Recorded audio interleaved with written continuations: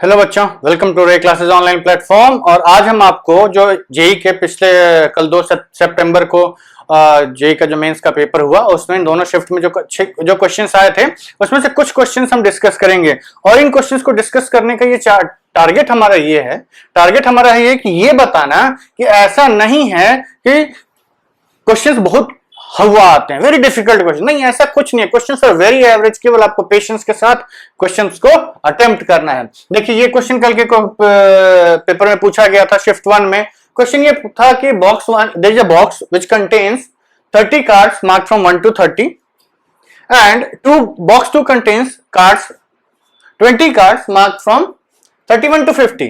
A box is chosen at random and a card is drawn. Or it was found that the card is a non-prime. आपको ये बताना है कि इस बात की प्रोबेबिलिटी कितनी है कि वो बॉक्स 1 से आया था। सिंपल बेस थ्योरम किसका क्वेश्चन है? बेस थ्योरम का। एकदम simple question, direct Bayes theorem का प्रोबेबिलिटी ऑफ इवेंट निकालिए और उस बॉक्स में उसकी प्रोबेबिलिटी निकालिए, दोनों को डिवाइड कर दीजिए, आपका आंसर आ जाएगा। ठीक, तो सॉल्यूशन प्रोबेबिलिटी ऑफ बॉक्स 1 कितना है? 1/2।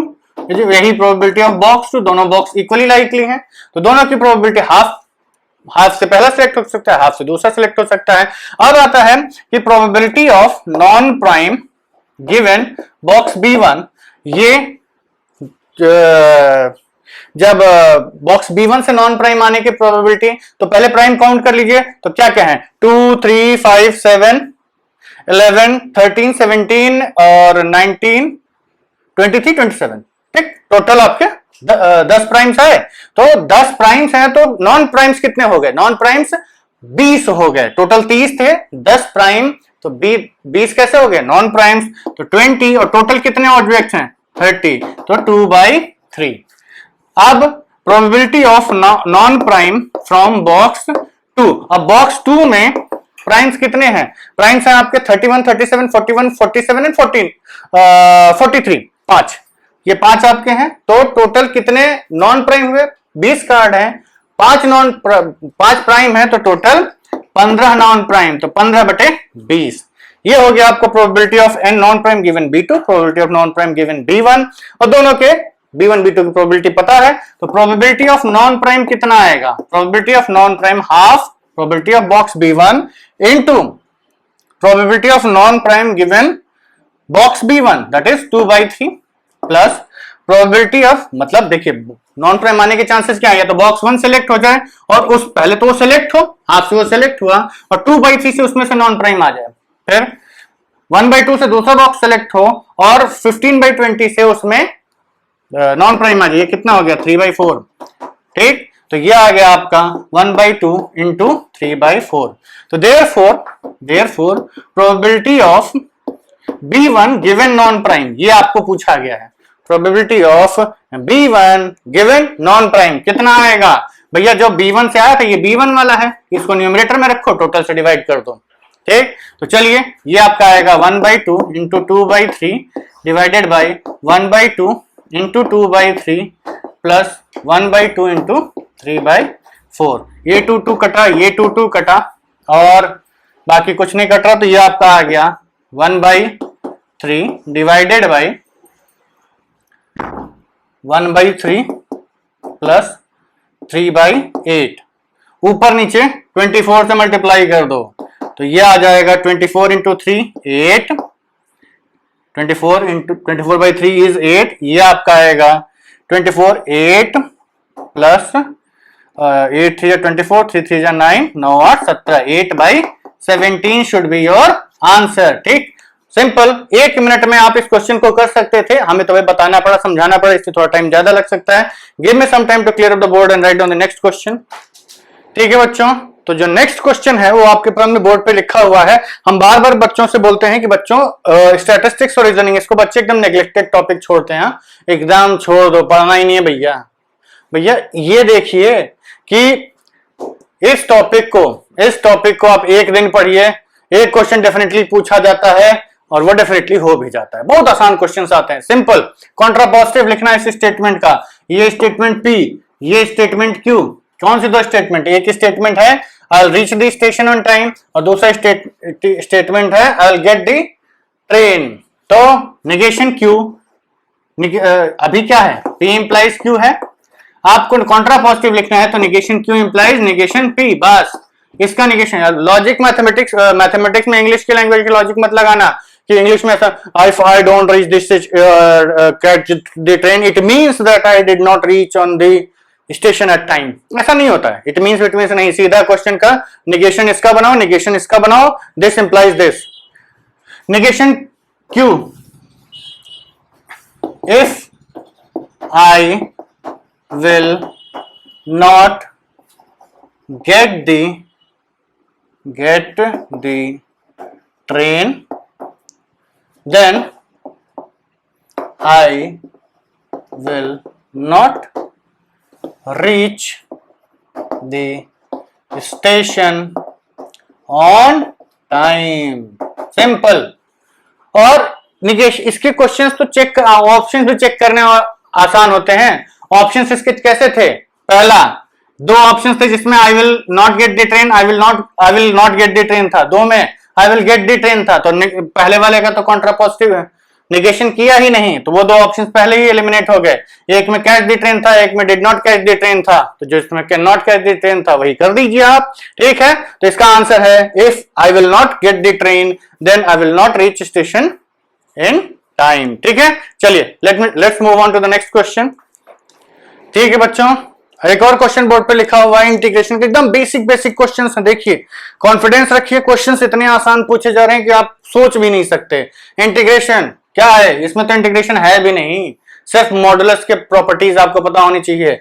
देखिए इंटीग्रेशन डेफिनेट इंटीग्रल है, इसको आप ब्रेक कर सकते हैं कितनी ही बार, तो हम ये कहेंगे कि आप इसको ब्रेक करिए, क्यों, क्योंकि ये जब तक मॉड नहीं हटेगा आप इसको इंटीग्रेट नहीं कर सकते। तो इंटीग्रेट करने के लिए मॉड हटाइए, मॉड हटाने के लिए ये मॉड कहां साइन चेंज करेगा, द अंदर वाला मॉड, द अंदर वाला mod will change the sign at x is equal to 1, तो 1 पे ब्रेक कर दो, 1 इसकी लिमिट में आ रहा है। हाँ देखिए अगर 1 इसकी लिमिट में नहीं आता तो हम कहते हैं भाई या तो ये पूरा पॉजिटिव रहेगा या पूरे टाइम निगेटिव रहेगा, मॉड को हटा दो करस्पॉन्डिंग टू दी साइन। लेकिन क्योंकि बीच में 1 आ गया तो ये मॉड बीच में साइन के चेंज कर जाएगा। तो चलिए ब्रेक करते हैं, 0 to 1 पहला मॉड होगा, दूसरा 1 to 2। अब जब x 0 से 1 के बीच में है तो ये निगेटिव हो जाएगा ना, x माइनस 1, 0 माइनस 1 माइनस 1, तो ये चेंज होके खुलेगा, तो ये आएगा mod of 1 minus x mod dx। जब ये 1 से 2 में जाएगा तो x बड़ा हो जाएगा, तो ये मॉड एज इट इज खुल जाएगा, ये आएगा x minus 1 minus x mod dx। ये वाला तो बहुत आसान है, इसको थोड़ा देख लेंगे तो इसको सॉल्व करेंगे तो ये आएगा 0 to 1 mod of 1 minus 2x dx plus 1 to 2, ये x कट गया, माइनस 1 का मॉड 1 dx। एक इंटीग्रेशन तो चला ही गया। ये मॉड कहां साइन चेंज करेगा, जब ये 2x 1 होगा, 2x 1 कब होगा, जब x 1/2 होगा, तो इसको दो बार ब्रेक कर दो, 0 to 1/2। जब तक x 0 से 1/2 तक है ये छोटा है, mod as it is open हो जाएगा 1 माइनस 2x dx, 1/2 से 1, जब 1/2 से बड़ा x होगा तो ये नंबर 1 से बड़ा हो जाएगा, 1 माइनस 2x निगेटिव हो जाएगा, ये mod with minus sign open हो जाएगा, तो 2x माइनस 1 dx, और ये आपका एज इट इज आ जाएगा 1 to 2 dx। अब इंटीग्रेट करना स्टार्ट कर दीजिए, ये आएगा एक 1 का integral x minus 2x square by 2, 0 to half plus 2x का integral 2x square by 2 minus x 1/2 to 1 plus x, कहां से कहां तक 1 to 2। अब बस लिमिट पुट कर दीजिए, वैल्यूज कैलकुलेट कर लीजिए, आंसर आ जाएगा। पहले की लिमिट 0 पुट किया, पूरा 0 हो गया, 1/2 पुट किया, तो पहले अपर लिमिट पुट करते हैं, तो यह आएगा 1/2 माइनस 1/4, ठीक, माइनस 0 आएगा, उससे कोई लेना देना नहीं है। 1/2 पुट किया तो 1/2, 2 कट गया, x स्क्वायर 1/4, 0 से कोई मतलब नहीं है। इधर आते हैं प्लस, ये तो कट ही गया, 1 पुट किया आपने तो ये आ गया 1, फिर इसको भी पुट किया 1, 0 माइनस 1/2 पुट किया तो ये आ गया 1/4 माइनस 1/2, और इसका इंटीग्रल 2 माइनस 1 दैट इज 1। तो ये आपका आ गया, जब आप ब्रैकेट ओपन करेंगे तो आएगा 1/2 minus 1/4 minus 1/4 plus 1/2 plus 1, LCM 4 ले लीजिए, जोड़ भी सकते थे पर चलिए अच्छा जोड़ ही देते हैं। ये आपका आएगा 1/2 माइनस 1/4 माइनस 1/4 कितना हो जाएगा माइनस हाफ, तो 1/2 माइनस हाफ प्लस 1, ये कट गया, ये आ गया 2, 1 plus 2 which is equal to 3/2। यही आपका आंसर होगा। ठीक है बच्चों, तो चलिए I hope you all must have done it correctly, और जिन लोगों का पेपर कल है वो लोग इसको इस टाइप के सारे क्वेश्चंस कर लेंगे। ठीक है बच्चों, तो एक डिफरेंशियल इक्वेशन का क्वेश्चन भी पूछा गया था। ये क्वेश्चन भी एकदम सिंपल है, सीधे सीधे वेरिएबल सेपरेबल का डिफरेंशियल इक्वेशन है, कुछ नहीं करना है, सीधे वेरिएबल से सेपरेट करिए और इंटीग्रेट कर दीजिए। Solution 1 plus sine x upon 1 plus y into dy by d x is equal to minus cos x. आपको सीधे सीधे दिख रहा है कि 1 प्लस वाई अलग है dy के लिए और 1 प्लस साइन एक्स और कॉस एक्स अलग है dx के लिए, सेपरेट कर दीजिए। तो ये आ गया dy upon 1 plus y is equal to minus cos x upon 1 plus sine x dx। अब कुछ नहीं, वेरिएबल सेपरेट हो चुके हैं, इंटीग्रेट कर दीजिए दोनों साइड। तो इंटीग्रेट करेंगे तो क्या आएगा, इसका आएगा ln mod 1 plus y is equal to minus, अब इसको इंटीग्रेट करना तो सिंपल है, इसको इंटीग्रेट करने में कोई दिक्कत नहीं है, डिनोमिनेटर 1 प्लस साइन एक्स को t मानिए, तो ये क्या बन जाएगा डिफरेंट डेरिवेटिव, ये डिफरेंशिएट करेंगे तो क्या मिलेगा cos x dx is equal to dt। तो ये पूरा t गया, ये पूरा dt चला गया, तो क्या बचा 1/t dt, तो ये आ जाएगा ln mod t, और t की वैल्यू क्या है 1 प्लस साइन एक्स। अब देखिए सब ln है, तो जो हम अपना क्या बोलते हैं कांस्टेंट ऑफ इंटीग्रेशन है वो भी ln c ही रखेंगे ताकि सब कंबाइन हो जाए। तो देखिए ये क्या आया ln mod 1 plus y is equal to ln c upon 1 plus sine x. ln हटा दीजिए तो क्या आ गया 1 plus y is equal to c upon 1 plus sine x. बस ये आपका डेरिवेटिव सॉल्व हो चुका है। अब आपको क्या करना है, दो वैल्यूज दी हुई हैं उनको पुट करिए, कांस्टेंट ऑफ इंटीग्रेशन की वैल्यू निकाल लीजिए। तो कांस्टेंट ऑफ इंटीग्रेशन की वैल्यू निकालने के लिए